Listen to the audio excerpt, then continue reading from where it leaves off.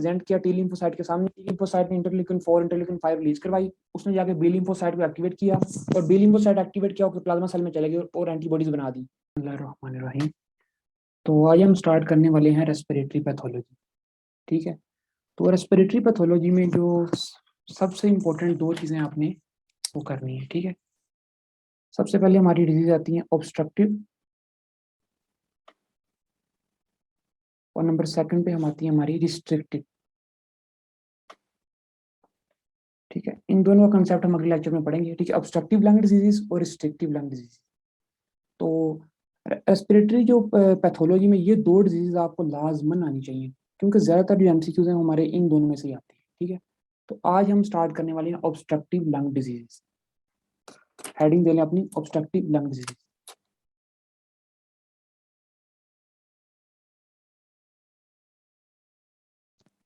Obstructive lung disease.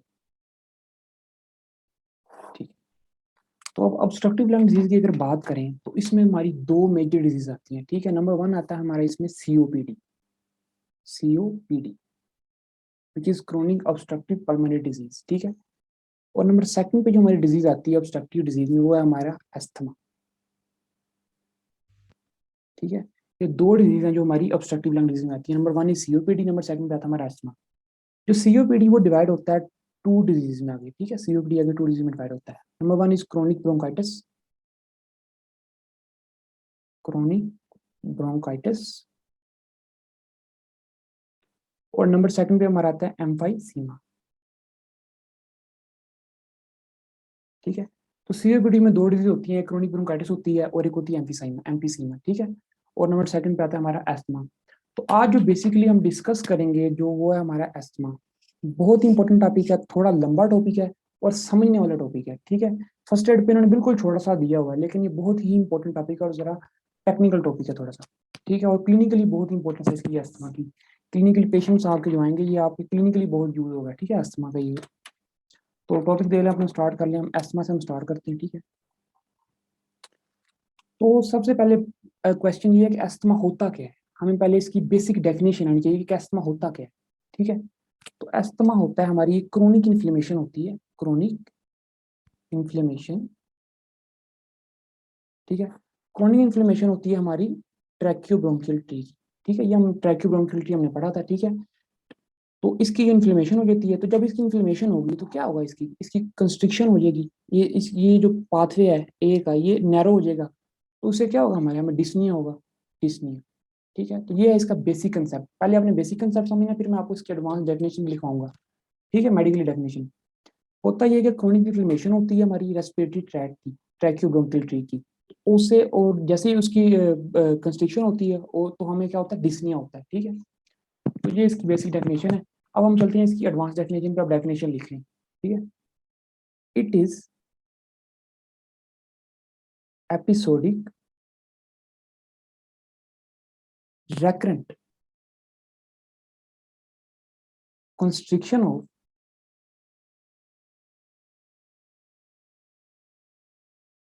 tracheobronchial tree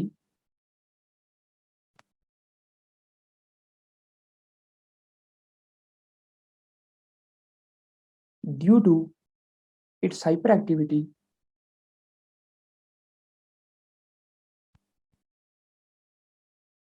towards variety of stimulus.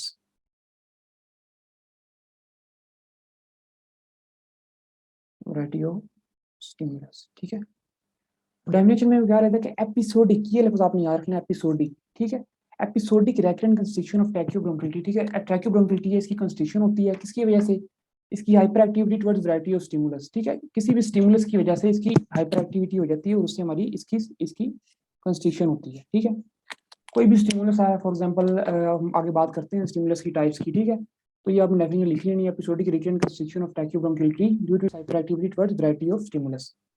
तो अब हम बात करते हैं कौन से स्टिमुलस हैं जो इसकी कंस्ट्रिक्शन करवाते हैं, हमारे ट्रैकियोब्रोंकियल ट्री की कंस्ट्रिक्शन जो कौन से करवाते हैं। ठीक है, तो लिख लें, दो हमारे हैं स्टिमुलस। अब हम स्टेप बाय स्टेप चलेंगे इंशाल्लाह। इसका ट्रीटमेंट भी पढ़ेंगे, अस्थमा का क्लिनिकल भी सारा इसका पढ़ेंगे। तो लिख लें, एक है हमारे एक्सटर्नल, जिन्हें हम कहते हैं एक्सट्रिंसिक एक्सट्रिंसिक स्टिमुलस, और दूसरे हमारे इंट्रिंसिक। ठीक है, ट्रैकियोब्रोंकियल की कंस्ट्रिक्शन है, ठीक है, स्टिमुलस की वजह से हाइपर एक्टिविटी होती है, कोई भी स्टिमुलस है उसकी वजह से हाइपर एक्टिविटी हो जाती है। तो स्टिमुलस दो टाइप्स के हैं, एक हमारे एक्सट्रिंसिक और दूसरे हमारे इंट्रिंसिक। ठीक है, तो एक्सट्रिंसिक में कौन कौन से होंगे हमारे? अलर्जन होंगे, फॉर एग्जांपल डस्ट हो सकती है, ठीक है, लिख लेंगे, अब लिख लें dust. Most important one pollen grains, ठीक है, फंगल फ्यूम्स, ठीक है, कुछ केमिकल हो सकते हैं, केमिकल्स, ठीक है। तो इस तरह की डिफरेंट चीजें जो आपको एलर्जी करती है, ठीक है, एलर्जेंस, ठीक है। एक्सट्रिंसिक में हमें हमारे एलर्जेंस आ जाते हैं, डस्ट एलर्जी, डस्ट एलर्जेंस हो सकते हैं, पोलन ग्रेन हो सकते हैं, ठीक है, फंगल फ्यूम्स, केमिकल हो सकते हैं, ठीक है, डोमेस्टिक कोई भी चीजें हो सकती हैं। तो ये है हमारे एक्सट्रिंसिक स्टिमुलस जो उसकी ट्रैकियोब्रोंकियल ट्री की कंस्ट्रिक्शन करवाते हैं, ठीक है। और नंबर सेकंड पे हमारा आता है इंट्रिंसिक, ठीक है, इंट्रिंसिक हम बाद में डिस्कस करते हैं। ये आपको समझ आ गई बात कि ये होता क्या हमारे अस्थमा में? होता ये है कि एक कंस्ट्रिक्शन होती है, एपिसोडिक कंस्ट्रिक्शन। ये आपने एपिसोडिक का ये वर्ड है, ये एमसीक्यूज में आता है बार बार। ये एपिसोडिक, जहाँ एपिसोडिक आ गया ना, आपने समझ लेना ये अस्थमा की बात हो रही है, ठीक है। ये बात आप ज़हन में रख लें, इसको हाईलाइट करना एपिसोडिक को, ठीक है। एपिसोडिक रिकरेंट कंस्ट्रिक्शन होती है ट्रैकियोब्रोंकियल ट्री की स्टिमुलस की वजह से। स्टिमुलस दो टाइप्स के होते हैं, एक्सट्रिंसिक होते हैं और इंट्रिंसिक होते हैं, ठीक है। एक्सट्रिंसिक में हमारी डस्ट हो सकती है, पोलन ग्रेन हो सकते हैं, फंगल फ्यूम हो सकते हैं, केमिकल हो सकते हैं, ठीक है। अब आगे हम बात करते हैं इटियोलॉजी की तरफ, ठीक है। ये बात आपने सुनी है, देख ली, ठीक है। अब इसमें एक हमारा ट्रायड बनता है, एजेंट, इन्वायरमेंटल फैक्टर्स, ठीक है, या इन्वायरमेंट, और उसके बाद आता है होस्ट, ठीक है। अब आपने बताना है इसमें होस्ट क्या है और एजेंट क्या है और इन्वायरमेंट क्या है। एजेंट है इसमें हमारे एलर्जेंस, जो हम पीछे हमने पढ़े, हमने एलर्जेंस, ठीक है, कोई भी हो सकते हैं, पोलन ग्रेन हो सकते हैं, ठीक है, डस्ट हो सकती है, डिफरेंट एलर्जेंस है, ठीक है। उसको इन्वायरमेंट सपोर्ट करता हो, इन्वायरमेंट, ठीक है, इन्वायरमेंट सपोर्ट करता है। फॉर एग्जांपल मैं इसको एग्जांपल देता हूँ आपको, देखिए जैसे इस्लामाबाद में, हम जो बंदे इस्लामाबाद में रहते हैं उन्हें मोस्टली वहाँ पोलन ग्रेन ज्यादा होते हैं, ठीक है। तो वहाँ उनको मोस्टली पोलन एलर्जी होगी, पोलन ग्रेन से एलर्जी होगी। और उसके मुकाबले में जो लाहौर में रहते हैं उनको, लाहौर में क्योंकि डस्ट बहुत ज्यादा है तो उन्हें डस्ट एलर्जी होगी, ठीक है। ये इन्वायरमेंट है, एलर्जेंस है, और इन्वायरमेंटली इन्वायरमेंट से सपोर्ट करता हो, ठीक है। ये आपने हिस्ट्री लेनी है, हिस्ट्री में आप देखेंगे। और होस्ट जो इंसान, उसमें क्या होता है? उसमें ये होता है, ये लिख लें आप, जेनेटिक प्रीडिस्पोजिशन ऑफ,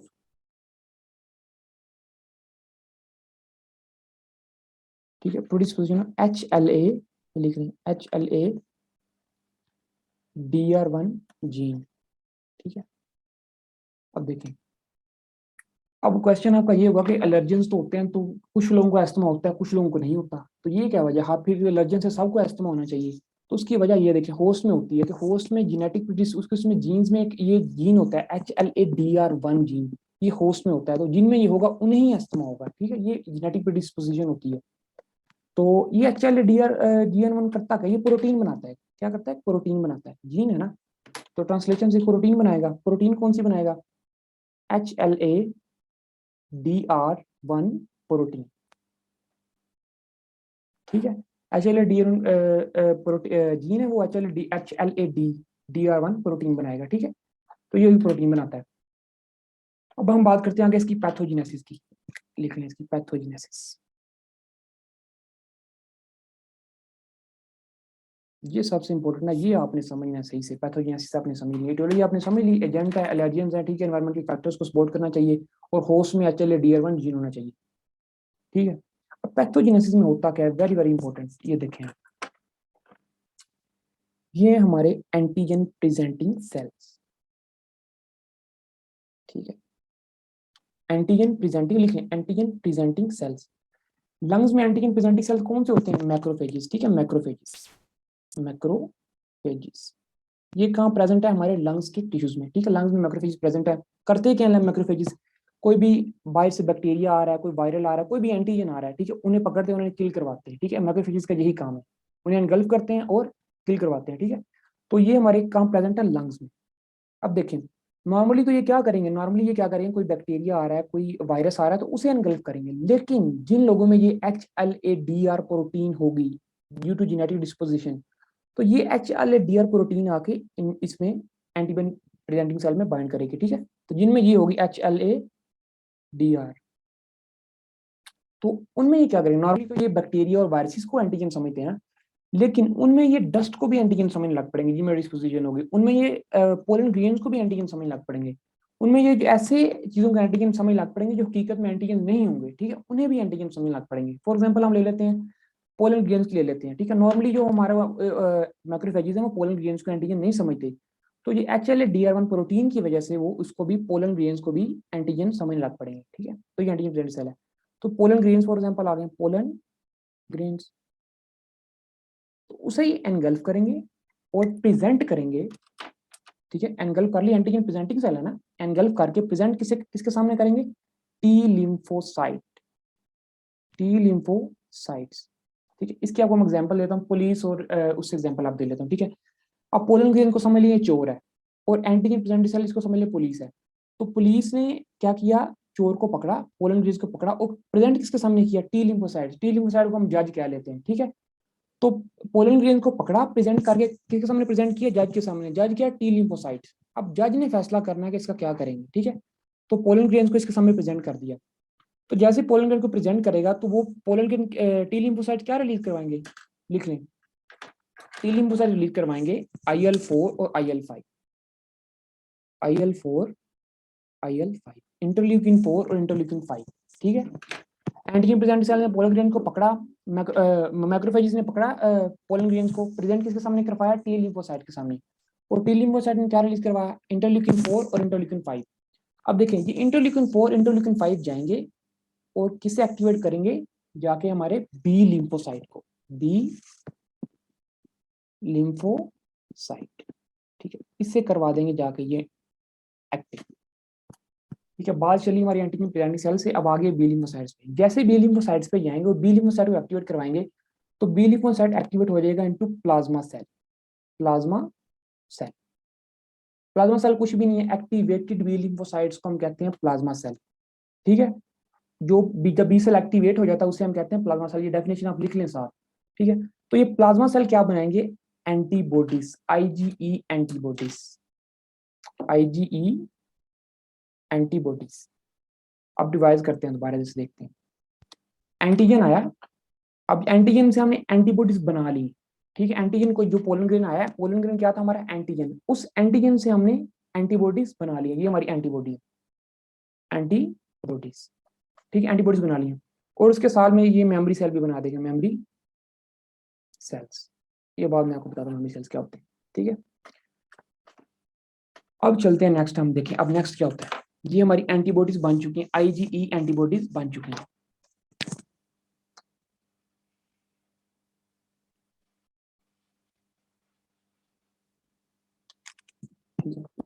लंग्स में हमारे पड़े होते हैं मास्ट सेल्स, मास्ट सेल्स।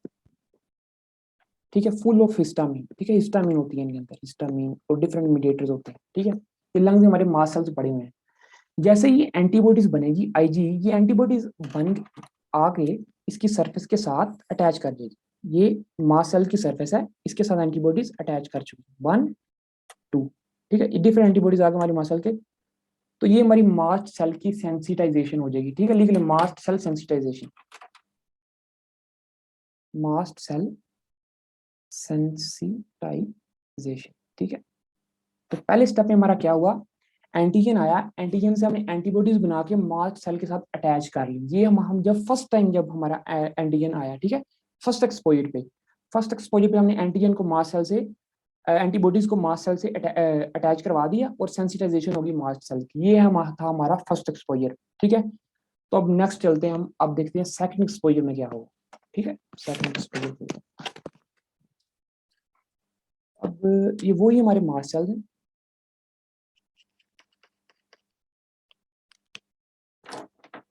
इनके ऊपर एंटीबॉडीज हमने अटैच करवाई हुई हैं, जो एंटीबॉडीज हमने बनाई थी पोलन ग्रेन्स के लिए। ठीक है, अब देखें होता क्या है, जब दोबारा दूसरी दफा हम उससे एक्सपोजर होगा पोलन ग्रेन से, पोलन ग्रेन से आएगा वो दोबारा पोलन ग्रेन से आएगा। ठीक है, और पोलन ग्रेन्स दोबारा एंटीबॉडीज बनाएगा, ठीक है। वो एंटीबॉडीज आके और पोलन ग्रेन्स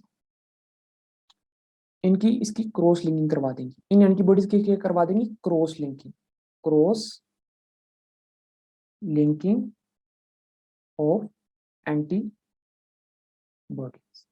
तो यहां से हमारा स्टार्ट होता है, ठीक है। सेकंड स्टेप में, फर्स्ट एक्सपोजर में क्या होता है, एंटीबॉडीज बनी, सेकंड एक्सपोजर में जब दोबारा एंटीबॉडीज बनी, वो उन्होंने आके क्या करवा दी, इनकी ये पोलन ग्रेन करवा दी इनकी क्रॉस लिंकिंग। तो जैसे ही क्रॉस लिंकिंग होगी, ये मास सेल बस्ट हो जाएगा, फट जाएगा, बस्ट, ठीक है, bursting of mast cells, mast cell. और क्या रिलीज करवाएगा, इसके अंदर क्या थी, हिस्टामिन, लॉट ऑफ हिस्टामिन, ठीक है। तो हिस्टामिन रिलीज करवाएगा, हिस्टामिन रिलीज करवाएगा, ठीक है, हिस्टामिन, ठीक है, हिस्टामिन रिलीज करवाएगा। हिस्टामिन जितनी भी मास सेल्स के अंदर थी, हिस्टामिन आ जाएगी, रिलीज हो जाएगी, ठीक है। तो इसको दोबारा एक बार रिपीट कर लेते हैं ताकि आपको साथ साथ याद भी होता जाए, ठीक है। सबसे पहले क्या हुआ, पोलन ग्रेन्स आया, उसने antigen binding, antigen training cell से बाइंड किया, उसने प्रेजेंट किया टी लिम्फोसाइट के सामने, टी लिम्फोसाइट ने इंटरल्यूकिन 4 इंटरल्यूकिन 5 रिलीज करवाई, उसने जाके बी लिम्फोसाइट को एक्टिवेट किया, और बी लिम्फोसाइट एक्टिवेट किया, प्लाज्मा सेल में चले गए और एंटीबॉडीज बना दी। वो एंटीबॉडीज फर्स्ट एक्सपोजर पे आगे बाइंड की, किसके साथ बाइंड की, हमारी मास्ट सेल के साथ, ठीक है। मास्ट सेल में क्या था, हिस्टामिन। जब हमारा सेकंड एक्सपोजर हुआ, तो वही एंटीबॉडीज आके उन्होंने क्रॉस लिंकिंग करवा दी एंटीबॉडीज की, और उन क्रॉस लिंकिंग से क्या हुआ, मास्ट सेल बस्ट हो गया, और मास्ट सेल के बस्ट होते ही क्या हुआ, हमारी लॉट ऑफ हिस्टामिन रिलीज होनी शुरू हो गई। तो अब हम देखते हैं कि हिस्टामिन अभी क्या करवा रही है, ठीक है। हिस्टामिन अब देखते हैं कि क्या करवाती है,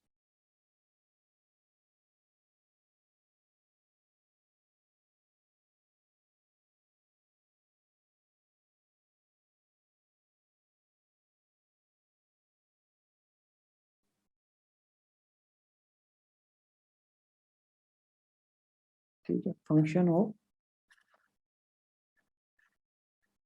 हिस्टामिन, इस साथ आपने लिखते जाना है, आपका अस्थमा इंशाल्लाह ऐसा हो जाएगा, ट्रीटमेंट तंग में से इसे करेंगे, अस्थमा को पढ़ेंगे। अब देखिए हिस्टामिन अब क्या करेगी, हिस्टामिन क्या करवाएगी हमारी, सबसे पहले करवाएगी bronchial constriction, bronchial broncho constriction, ठीक है। ब्रोंकियल स्मूथ मसल जो होंगे, स्मूथ मसल जो हमारे ब्रोंकियल्स में होंगे, ठीक है, उनकी कंस्ट्रिक्शन करवाएगी। तो जैसे ही देखेंगे हमारी ये हमारी ट्यूब है, उनकी जो मसल की कंस्ट्रिक्शन होगी, तो ट्यूब की क्या हो जाएगी, कंस्ट्रिक्शन होगी, तो वो जो उसका डायमीटर वो नैरो हो जाएगा, जिसकी वजह से डिफिकल्टी इन ब्रीथिंग होगी, ठीक है। ब्रोंकियल कंस्ट्रिक्शन करवाएगी, जो ब्रोंकियल ग्लैंड्स हैं उनकी सिक्रीशन को बढ़ा देगी, इंक्रीज ब्रोंकियल ग्लैंड्स सिक्रीशन, ठीक है। ब्रोंकियल कंस्ट्रिक्शन करवाएगी, जो ग्लैंड उनकी सिक्रीशन को बढ़ा देगी, और वेजो डायलेशन करवाएगी, ठीक है, वेजो डायलेशन, जिसकी वजह से क्या होगा, इन्फ्लेमेशन, इन्फ्लेमेशन, ठीक है। वेजो डायलेशन की वजह से इन्फ्लेमेशन करवा देगी। ये है हमारा फर्स्ट फेज, ये लिख लें इसके ऊपर, फर्स्ट फेज और एक्यूट फेज, ठीक है, एक्यूट और फर्स्ट। ये कितनी देर के लिए होगा हमारा, होगा 5 to 30 मिनट्स, ठीक है। जब एंटीबॉडीज की क्रॉस लिंकिंग हुई, एंटीबॉडीज एंटीजन आया, एंटीबॉडीज बनी और क्रॉस लिंकिंग हुई, ये फर्स्ट फेज होगा 5 to 30 मिनट्स के लिए, ठीक है। तो इसमें क्या होगा, हिस्टामिन रिलीज होगी फर्स्ट फेज में, ये भी एमसीक्यू होता है, फर्स्ट फेज में क्या रिलीज होता है, हिस्टामिन रिलीज होती है, और क्या काम करवाती है, ब्रोंकियो कंस्ट्रिक्शन, ब्रोंकियल ग्लैंड्स की स्क्रीन को बढ़ा देती है और वेजोडाइलेशन करवाती है। और अब लेट फेज में क्या होता है, देखिए लेट फेज, अब स्टार्ट होगा लेट फेज, जो कि बहुत इंपॉर्टेंट है, वेरी इंपॉर्टेंट। फर्स्ट फेज हमारा गुजर गया, अब स्टार्ट होता है लेट फेज। अब देखें लेट फेज में ये होता है कि histamine before degradation, histamine degrade होने से पहले 30 मिनट्स के बाद हिस्टामिन ने डिग्रेड हो जाना, खत्म हो जाना, डिग्रेड होने से पहले ही एक्टिवेट करवा देगी फास्फोलाइपेज A2 को। हिस्टामिन किससे करवा देगी, हिस्टामिन एक्टिवेट करवाएगी फास्फोलाइपेज A2, फास्फोलाइपेज A2, ठीक है। ये कहाँ होता है फास्फोलाइपेज A2, सेल मेम्ब्रेन में, सेल मेम्ब्रेन में होता है फास्फोलाइपेज A2। तो ये फास्फोलाइपेज A2 क्या करवाएगा, मेम्ब्रेन को ब्रेक डाउन करवाएगा, किसकी मेम्ब्रेन को ब्रेक डाउन करवाएगा, ठीक है, व्हाइट ब्लड सेल्स की, ठीक है, इधर व्हाइट ब्लड सेल्स की, ठीक है। फास्फोलाइपेज A2 को हिस्टामिन फास्फोलाइपेज A2 को एक्टिवेट करवा देगी, और वो क्या करवा देगा, एराकिडोनिक एसिड मेटाबॉलिज्म को स्टार्ट करवा देगा, किसको, लिख लें, एराकिडोनिक एसिड मेटाबॉलिज्म, ठीक है, व्हाइट ब्लड सेल में। अब यहाँ अपनी बात समझनी है, बहुत इंपॉर्टेंट है। हिस्टामिन आई, फास्फोलाइपेज A2 एक्टिवेट करा, फास्फोलाइपेज A2 ने क्या करवाना है, ब्रेकडाउन करवानी मेम्ब्रेन की, और वहां से क्या करवा देना स्टार्ट, एराकिडोनिक एसिड मेटाबॉलिज्म। अब एराकिडोनिक एसिड मेटाबॉलिज्म है, उसके दो पाथवे, ये दोनों आपने समझने, अगर आपने ये समझ लिए तो आपको अस्थमा का ट्रीटमेंट आ जाएगा, अगर आपने ये नहीं समझे तो आप अस्थमा का ट्रीटमेंट आपको समझ नहीं आएगी। बहुत इंपॉर्टेंट है, समझ लें। ये लिखेंगे इंटरमीडिएट्स, और दो पाथवे स्टार्ट हो जाएंगे हमारे। एक हमारे स्टार्ट हो जाएगा पाथवे, ये लेट फेज की बात कर रहा हूँ, फर्स्ट फेज तो गुजर चुका है हिस्टामिन वाला, लेट फेज में एक हमारा पाथवे होगा लाइपो ऑक्सीजनेज वाला, लाइपो ऑक्सीजनेज, और सेकंड पाथवे हमारा होता है साइक्लो ऑक्सीजनेज, साइक्लो ऑक्सीजनेज। ठीक है, लाइपो ऑक्सीजनेज और साइक्लो ऑक्सीजनेज, ये आपको लिख लेंगे जरा। ये दोनों पाथवे हमारे एक्टिवेट हो जाते हैं। ठीक है, आगे नेक्स्ट। ठीक है,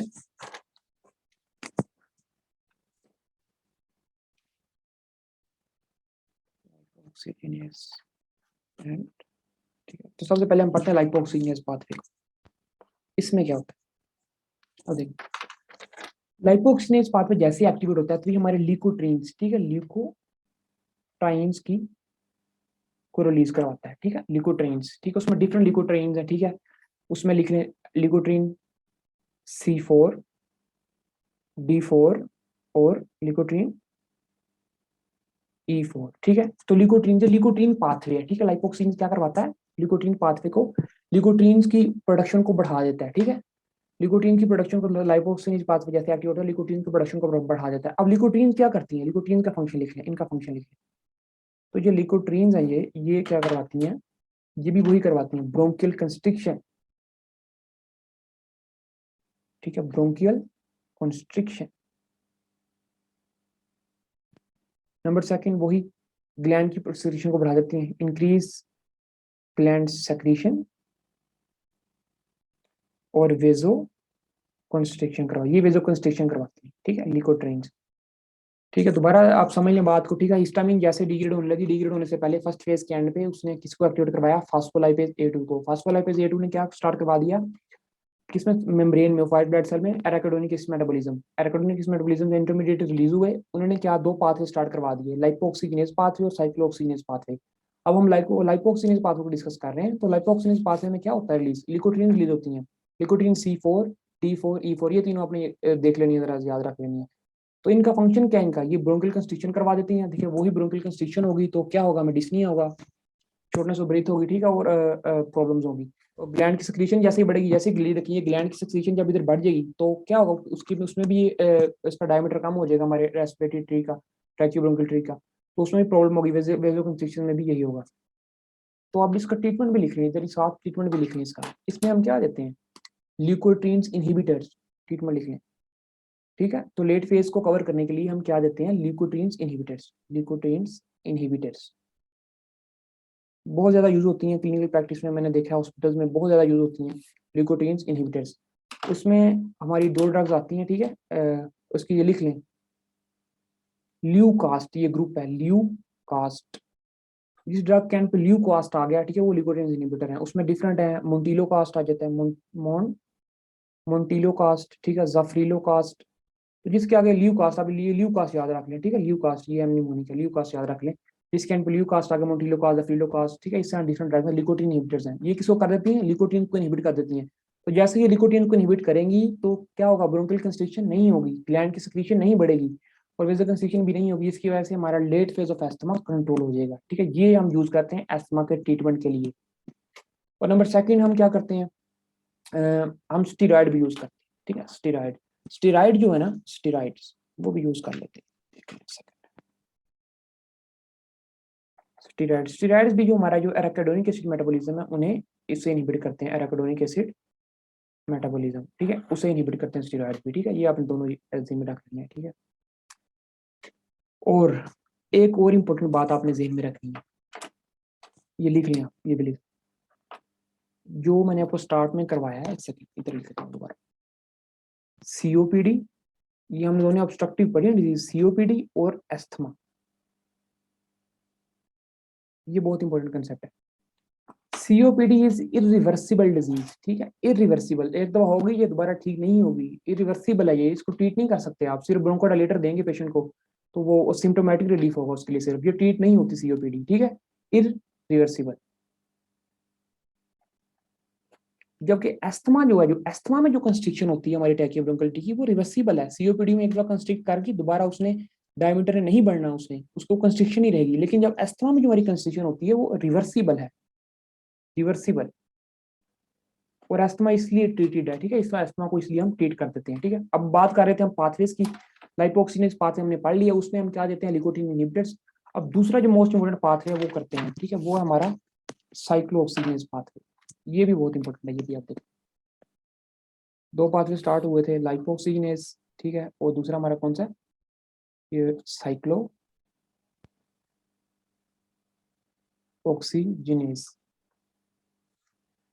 अब ये क्या रिलीज करवाता है, साइक्लोऑक्सीजनेज क्या रिलीज करवाता है, ये हमारा रिलीज करवाता है प्रोस्टाग्लैंडिन्स, प्रोस्टा, वो क्या, उसने क्या करवाई थी रिलीज, लिकोट्रीन रिलीज करवाई थी, तो इसने क्या करवाया, एक सेकंड, ये वेटिंग रूम में कोई है, मैं इसको ऐड कर लूँ, एक सेकंड वेट कर। तो हम बात कर रहे थे साइक्लोऑक्सीजनेज पाथवे की, तो साइक्लोऑक्सीजनेज पाथवे क्या रिलीज करवाता है, ये हमारा रिलीज करवाता है प्रोस्टाग्लैंडिन्स को, प्रोस्टाग्लैंडिन्स को। तो कौन से प्रोस्टाग्लैंडिन को रिलीज करवाता है, कहाँ से रिलीज करवाता है, ये रिलीज करवाता है हमारे व्हाइट ब्लड सेल से, ठीक है, प्लेटलेट से, और रिलीज करवाता है एंडोथेलियल सेल्स, ठीक है, तीन जगह से ये प्रोस्टाग्लैंडिन रिलीज करवाता है, ठीक है। व्हाइट ब्लड से कौन सी प्रोस्टाग्लैंडिन रिलीज करवाता है, D2, T2 और F2, ठीक है, ये व्हाइट ब्लड से रिलीज करवाता है। और इसका फंक्शन क्या है इन प्रोस्टाग्लैंडिन का, ये क्या फंक्शन करती है, ठीक है, तो ये फंक्शन करती हैं हमारी, पेन करवाती हैं, पेन, फीवर करवाती हैं, और लास्ट पे हमारी करवाती हैं ये, इनहिबिट करती हैं HCl प्रोडक्शन। ये आपने याद रखना है, ये बहुत इंपॉर्टेंट है, HCl प्रोडक्शन को इनहिबिट करती हैं, हाईलाइट कर देते हैं, इनहिबिट करती हैं क्या, HCl प्रोडक्शन, कौन सी, प्रोस्टाग्लैंडिन्स, किस पाथवे में, साइक्लोऑक्सीजनेज पाथवे में। तो सेकंड जो वो हमारे प्लेटलेट से क्या कर, प्लेटलेट से रिलीज करवाती हैं थ्रोम्बोक्सिन A2, ठीक है, थ्रोम्बोक्सिन A2। तो ये क्या करवाता है, प्लेटलेट एग्रीगेशन करवाता है, प्लेटलेट एग्रीगेशन, कब एग्रीगेशन करवाता है, जब हमें ब्लड वेसल की डैमेज होती है, ठीक है, तो वहां उसमें प्लेटलेट एग्रीगेशन करवाता है। तो जब एंडोथेलियल से रिलीज होता है, प्रोस्टासाइक्लिन रिलीज करवाती है, प्रोस्टासाइक्लिन I2, ठीक है।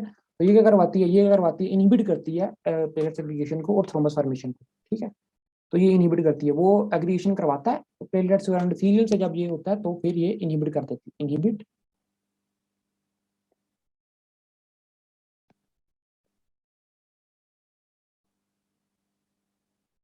थ्रोम्बस फॉर्मेशन, ठीक है। तो हम देते क्या हैं, हम जो non steroidal anti inflammatory drugs use करते हैं, जो हम पैनाडोल जो हम बहुत ज्यादा यूज करते हैं, ये मेरा टाइम आउट होने वाला, पैनाडोल हम बहुत ज्यादा यूज करते हैं, non steroidal anti inflammatory drug है जो बहुत इंपॉर्टेंट है, एस्पिरिन है, डिस्पिरिन है, वो क्या करती है हमारी non steroidal anti inflammatory drugs, वो आके इस एनसैड, ठीक है, non steroidal anti inflammatory drug, जिसमें हमारी पैनाडोल आती है, एस्पिरिन, डिस्पिरिन, तो वो आके इस साइक्लोऑक्सीजनेज पाथवे को इनहिबिट कर देती है, ठीक है। तो इसको रोकने के लिए साइक्लोऑक्सीजनेज पाथवे में हम एनसैड यूज करते हैं, ठीक है। तो लेकिन उसके कुछ साइड इफेक्ट्स भी हैं, एनसाइड यूज करते हैं, होगा क्या, देखें, जब अब एनसाइड दे दिया, फर्स्ट ऑफ ऑल प्रोस्टाग्लैंडिन करवा क्या रहे हैं, तीन काम करवा रहे हैं, पेन करवा रहे हैं, फीवर करवा रहे हैं, व्हाइट ब्लड से रिलीज होकर HCl की प्रोडक्शन को रोक रहे हैं, ठीक है। तो इसका जब एनसाइड देते हैं हम, एनसाइड्स, तो पैनाडोल देते हैं, एस्पिरिन देते हैं, उसका फंक्शन क्या होता है, देखिए, एनाल्जेसिक, एनाल्जेसिक, पेन को रिलीफ करवाती है, क्यों, इधर पेन ये करवा रहे थे तो इन्हें ब्लो करके पेन को रिलीफ करवा देगी पैनाडोल, पैनाडोल पेन में हम यूज करते हैं, एंटीपायरेटिक्स, ठीक है, एंटी पायरेटिक्स, ठीक है, फीवर, एंटीबायोटिक्स कहते हैं फीवर को, जो फीवर को रिड्यूस करते हैं, इधर फीवर करवा रही थी, एनसेड दे के हमने इधर इसको फीवर को हमने रिड्यूस करवा दिया, एंटीपायरेटिक्स, ठीक है। और नंबर आगे लिख लें, एंटी प्लेटलेट्स, ठीक है, एंटी प्लेटलेट्स, ठीक है। तो प्लेटलेट्स एग्रीगेशन इधर हो रही थी, प्लेटलेट्स रिलीज करवा के, तो ये साइक्लोसिन पाथवे प्रोस्टाग्लैंडिन करवा रही थी, इधर हमने उसको इनहिबिट करके, एनसाइड से इनहिबिट करके हमने प्लेटलेट्स एग्रीगेशन को भी रोक दिया, और एंटी प्लेटलेट्स के तौर पे काम करेगी, ठीक है। लेकिन इसके साइड इफेक्ट्स, इसके आपने साइड इफेक्ट्स याद रखने हैं, जो एनसैड्स हैं इनके साइड इफेक्ट्स भी हैं, देखें, नॉर्मली ये प्रोस्टाग्लैंडिन है वो इनहिबिट कर रही है HCL production from the stomach, लेकिन जब एनसेड्स देंगे तो ये एचसीएल की प्रोडक्शन इनहिबिट नहीं होगी, तो ज्यादा से ज्यादा एचसीएल प्रोड्यूस होगा। जब ज्यादा से ज्यादा एचसीएल प्रोड्यूस होगा तो उसमें क्या होगा, हमें acid peptic disease, peptic ulcer हो जाएगा। ठीक है, एसिड पेप्टिक डिजीज, जिसे हम एपीडी लिखते हैं। ठीक है, एसिड पेप्टिक डिजीज तो ये हो जाएगी इसमें। ठीक है, और नंबर सेकंड पे हमें एस्थमा भी करवाएगी, एस्पिरिन इंड्यूस्ड एस्थमा। आगे पढ़ रहे हैं हम, एस्पिरिन इंड्यूस्ड एस्थमा। ठीक है, दो काम इसके, एक साइड इफेक्ट्स में इसके हम पढ़ेंगे, इसके एपीडी करवाएगी, एसिड डिजीज करवाएगी, और दूसरे नंबर पे ये एस्पिरिन इंड्यूस्ड एस्थमा। अब हम रिवाइज थोड़ा सा रिवाइज कर लेते हैं। ठीक है, एक सेकंड।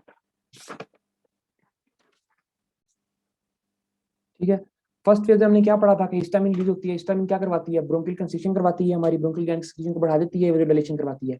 अब लेट फेज की बात कर रहे हैं, तो लेट फेज में हम क्या होता है, लेट फेज में हमारी फास्फोलाइपेज, हिस्टामिन डिग्रेडेशन से पहले फास्फोलाइपेज A2 को एक्टिवेट करवा देती है, और फास्फोलाइपेज A2 एराकिडोनिक एसिड मेटाबॉलिज्म में मदद करता है, एराकिडोनिक एसिड मेटाबॉलिज्म को एक्टिवेट कराता है। और जब ये मेटाबॉलिज्म एक्टिवेट हो जाता है व्हाइट ब्लड सेल में, तो दो पाथवे स्टार्ट हो जाते हैं। एक हमारा होता है लाइपोक्सिजेनेस पाथवे, और दूसरा हमारा होता है साइक्लोऑक्सीजिनेस पाथवे। ठीक है, लाइपोक्सिजेनेस पाथवे हमने पहले पढ़ा है, उसमें क्या होता है, वो लिकोट्रीन्स रिलीज करवाता है, C4, D4, E4। ठीक है, और उनका फंक्शन क्या होता है, ब्रोंकियल कंस्ट्रिक्शन होती है, ग्लैंड की सिक्रीशन बढ़ जाती है, वेजो कंस्ट्रिक्शन होती है, तीन काम होते हैं। और उसमें ट्रीटमेंट हम क्या देते हैं, लिकोट्रीन इनहिबिटर्स देते हैं, उसमें हम मोंटिलोकास्ट होगी, जफिलोकास्ट होगी, और स्टेरॉइड भी देते हैं। और सीओपीडी का हमने पढ़ा कि इरिवर्सिबल है, और एस्थमा जो हमारा रिवर्सिबल है। और सेकंड पाथवे जो हमने पढ़ा है, वो पढ़ा हमने साइक्लोऑक्सीजिनेस पाथवे। साइक्लोऑक्सीजिनेस पाथवे क्या रिलीज करवाता है, प्रोस्टाग्लैंडिन्स। ठीक है, कहाँ से रिलीज करवाता है, व्हाइट ब्लड सेल से। D2, E2 और F2 क्या करवाते हैं, पेन करवाते हैं, फीवर करवाते हैं, और एचसीएल की प्रोडक्शन को इनहिबिट करवाते हैं। जब प्लेटलेट्स रिलीज होंगे तो प्लेटलेट्स की एग्रीगेशन करवाएंगे। जब एंडोथेलियल सेल्स ऑफ किसी भी आर्टरी या ब्लड वेसल रिलीज होंगे तो क्या करवाएंगे, थ्रोम्बस की फॉर्मेशन को इनहिबिट करेंगे। तो जैसे ही हम एनसेड्स देते हैं, तो एनसेड्स हमारा साइक्लोऑक्सीजिनेस पाथवे को इनहिबिट कर देता है। और फंक्शन क्या एनसेड्स के, उधर पेन करवा रहा था, पेन को रिड्यूस करवा के एनाल्जेसिक है, पैनाडोल हम खाते हैं, एनाल्जेसिक पेन रिड्यूस करवाती है, बुखार को कम करती है, एंटीपायरेटिक्स। ठीक है, प्लेटलेट एंटी प्लेटलेट्स के तौर पर हम एस्पिरिन को यूज करते हैं। लेकिन इसके साइड इफेक्ट्स हैं। साइड इफेक्ट्स में क्या आता है, जब उधर एसीएल की प्रोडक्शन को साइक्लोऑक्सीजिनेस और प्रोस्टाग्लैंडिन्स इनहिबिट कर रहे थे, तो इसने उस पाथवे को इनहिबिट करने से एपीडी, एसी की प्रोडक्शन को बढ़ा दिया, तो एपीडी हो जाती है। और नंबर सेकंड पे एस्पिरिन इंड्यूस्ड एस्थमा हो जाता है। एस्पिरिन इंड्यूस्ड एस्थमा कैसे होता है, देखें, जो इंटरमीडिएट्स इधर रिलीज हो रहे थे, इंटरमीडिएट्स रिलीज हो रहे थे, जो दो पाथवे स्टार्ट करवा रहे थे, लाइपोक्सिनेस पाथवे और साइक्लोसिनेस पाथवे। क्योंकि जब हम एस्पिरिन देते हैं, तो एस्पिरिन क्या करती है, aspirin non steroidal anti inflammatory drug है, वो हमारा जो हमारा साइक्लोसिनेस पाथवे, कोक्स पाथवे। ठीक है, कोक्स, ये हमारा जो साइक्लोसिनेस पाथवे, इसे तो एस्पिरिन जो है वो इनहिबिट करवा देगी। जब इसको इनहिबिट करवा दिया, तो जितने भी इंटरमीडिएट्स हैं वो सारे लाइपोक्सिनेस पाथवे की तरफ चले जाएंगे। तो जैसे ही सारे जो, जब ज्यादा से ज्यादा इंटरमीडिएट लाइपोक्सिन पाथवे में चलेंगे, तो लिकोटीन की प्रोडक्शन भी बढ़ जाएगी, और जैसे लिकोटीन की प्रोडक्शन बढ़ेगी तो क्या होगा, हमें अस्थमा के सिम्टम्स आएंगे, ब्रोंकियल कंस्ट्रिक्शन हो जाएगी। तो इस तरह एस्पिरिन जो है वो हमें एस्पिरिन इंड्यूस्ड अस्थमा करवाती है। ठीक है, तो ये हमने पढ़ लिया आज हम अस्थमा। अभी हमारा अस्थमा कंप्लीट नहीं हुआ, अभी हमारा अस्थमा रहता है। तो आज का लेक्चर हमारा टाइम अब 40 मिनट्स होने वाले हैं, लेक्चर्स का टाइम एंड होने वाला है। तो बाकी जो अस्थमा, इसको हम कल दोबारा रिवाइज भी करेंगे, और आगे हम अस्थमा के को पढ़ेंगे। बहुत ही इंपॉर्टेंट टॉपिक है, कल इसकी अस्थमा की फार्माकोलॉजी पढ़ेंगे। और आप जरा इसको थोड़ा सा रिवाइज कर लेते हैं, थोड़ा सा देख लेते हैं कि अस्थमा में क्या क्या पढ़ा है अस्थमा। ठीक है, ऑब्स्ट्रक्टिव लंग डिजीज आती है। ऑब्स्ट्रक्टिव लंग डिजीज में दो डिजीज हैं, एक सीओपीडी है, एक अस्थमा है। सीओपीडी में क्या आता है, क्रोनिक ब्रोंकाइटिस और एम्फीसीमा आती है। और अस्थमा में होता क्या है, बेसिकली क्रोनिक इन्फ्लेमेशन होती है। ठीक है, एपिसोडिक रिकरेंट कंस्ट्रिक्शन होती है, हमारे टैक्योब्रोंकाइटिस की कंस्ट्रिक्शन होती है, और उससे क्या होता है, किसी भी स्टिमुलस की वजह से, तो कंस्ट्रिक्शन होने की वजह से हमें डिस्निया होता है, और डिफरेंट सिम्टम्स आते हैं। तो स्टिमुलस कौन कौन से, एक्सटेंसिव में एलर्जी हो सकती है, डस्ट हो सकती है, पोलन ग्रेन हो सकते हैं, फंगल फ्यूम्स हो सकते हैं, केमिकल हो सकते हैं डिफरेंट टाइप्स के। ठीक है, और फिर हमने पढ़ी थी इसकी इटियोलॉजी। इटियोलॉजी में क्या होता है कि HLA-DR1 की इंपॉर्टेंट याद रखना। HLA-DR1 जीन प्रेजेंट होता है, ठीक है, वो पर्सन में, तो वो एंटीजन प्रेजेंटिंग सेल पे जो पोलन ग्रेन अटैच करते हैं, तो पोलन ग्रेन को प्रेजेंट करता है टी लिम्फोसाइट्स के सामने, और टी लिम्फोसाइट्स एक्टिवेट कर देते हैं थ्रू इंटरलीकिन 4, इंटरलीकिन 5 बी लिम्फोसाइट्स को। और बी लिम्फोसाइट्स किस में कन्वर्ट होते हैं, प्लाज्मा सेल में। प्लाज्मा सेल क्या बनाते हैं, एंटीबॉडीज। ठीक है, एंटीजन से हमने एंटीबॉडीज बना ली है। तो ये एंटीबॉडीज किससे आगे बाइंड कर जाती है, मास्ट सेल के साथ फर्स्ट एक्सपोजर पे। लेकिन जैसे ही हमारा सेकंड एक्सपोजर होता है, तो वही एंटीबॉडीज आके इसको क्रॉस लिंकिंग करवा देती हैं, उस मास्ट सेल्स में पुरानी एंटीबॉडीज की क्रॉस लिंकिंग करवा देती हैं। तो जैसे क्रॉस लिंकिंग होती है, तो क्या रिलीज होता है, हिस्टामिन। तो यहाँ से हमारी गेम स्टार्ट होती है हिस्टामिन से। Histamine is the first phase तो फर्स्ट फेज में हिस्टामिन क्या करवाता है, ब्रोंकियल कंस्ट्रिक्शन करवाता है, ब्रोंकियल ग्लैंड की स्क्रीचिंग को बढ़ा देता है और वेजोडाइलेशन करवाता है, जिसकी वजह से हमें सिम्टम्स आते हैं अस्थमा के। सेकंड लेट फेज में क्या होता है, हिस्टामिन अपनी डिग्रेडेशन से पहले फास्फोलाइपेज A2 को एक्टिवेट करवा देता है, और फास्फोलाइपेज A2 जैसे एक्टिवेट होता है तो वो एराकिडोनिक मेटाबॉलिज्म को एक्टिवेट करवाता है। उधर से हमारा दो पाथवे एक्टिवेट हो जाते हैं, एक लाइपोक्सिनेज पाथवे, एक साइक्लोक्सिनेज पाथवे। ठीक है, लाइपोक्सिनेज पाथवे हमने देख लिया, उसमें क्या होता है, लाइपोक्सिनेज पाथवे में हमारी लिकोट्रीन्स बनती हैं, ठीक है, C4D4E4। लिकोट्रीन क्या करवाती हैं, वही ब्रोंकियल कंस्ट्रिक्शन। ये लेट फेज है, फर्स्ट फेज हिस्टामिन वाला था, या लेट फेज है किसका, लिकोट्रीन वाला। तो ब्रोंकियल कंस्ट्रिक्शन होती है, ग्लैंड की सिक्रीशन बढ़ जाती है, वेजो कंस्ट्रिक्शन होती है, ठीक है। इसके ट्रीटमेंट हम क्या देते हैं, लिकोटीन इनहिबिटर्स, मोस्ट इंपॉर्टेंट और क्लिनिकल में जो यूज होती हैं ड्रग्स, ठीक है, मोडिलोकास, अफिलोकास, ये इसकी ड्रग्स की टाइप्स है। और फिर जो सेकंड पाथवे है हमारा कोक्स पाथवे, साइक्लोक्सिनेज पाथवे। साइक्लोक्सिन पाथवे क्या रिलीज करवाता है, प्रोस्टाग्लैंडिन्स, ठीक है, प्रोस्टाग्लैंडिन रिलीज करवाता है कहाँ से, वाइट ब्लड सेल से, प्लेटलेट से और एंडोथेलियल सेल से, ठीक है। और ये रिलीज होते हैं, काम क्या है इनका, पेन करवाते हैं, फीवर करवाते हैं और एचसीएल की प्रोडक्शन को रोकते हैं, ठीक है। और प्लेटलेट्स में प्लेटलेट एग्रीगेशन करवाते हैं, जब एंडोथेलियल सेल्स रिलीज होते हैं तो इनहिबिट करते हैं प्लेटलेट एग्रीगेशन को। तो हम जब नॉन स्टेरॉइडल एंटी ड्रग्स देते हैं, पैनाडोल वगैरह, एस्पिरिन वगैरह, किस लिए यूज करते हैं हम, एंटी एनर्जेसिक, दर्द को कम करने के लिए, बुखार को कम करने के लिए, और प्लेटलेट्स, एंटी प्लेटलेट्स के तौर पर भी हम काम इसको यूज करते हैं। तो साइड इफेक्ट्स हैं इसके, एसिड डिजीज करवा देता है और एस्पिरिन इंड्यूस्ड अस्थमा करवा देता है, ठीक है। ये है आज हमने अस्थमा के बारे में पढ़ा, बहुत ही इंपॉर्टेंट टॉपिक था, आपने इसको लाजमी करना है, लाजमी तैयार करना है। नेक्स्ट जो पार्ट है हम कल डिस्कस करेंगे इंट्रिंसिक अस्थमा को, और एस्पिरिन इंड्यूस्ड अस्थमा को दोबारा डिस्कस करेंगे कल हम। और नेक्स्ट हम देखेंगे इसके साइन एंड सिम्टम्स देखेंगे, क्लिनिकल फीचर्स देखेंगे, ठीक है। और उसमें हम लैब वैल्यूज देखेंगे, और फिर इसका टेस्ट देखेंगे इसके, और वो नेक्स्ट क्लास में इंशाल्लाह देखेंगे। तो आज की क्लास हम एंड करते हैं, तो इंशाल्लाह कल से फिर करेंगे स्टार्ट।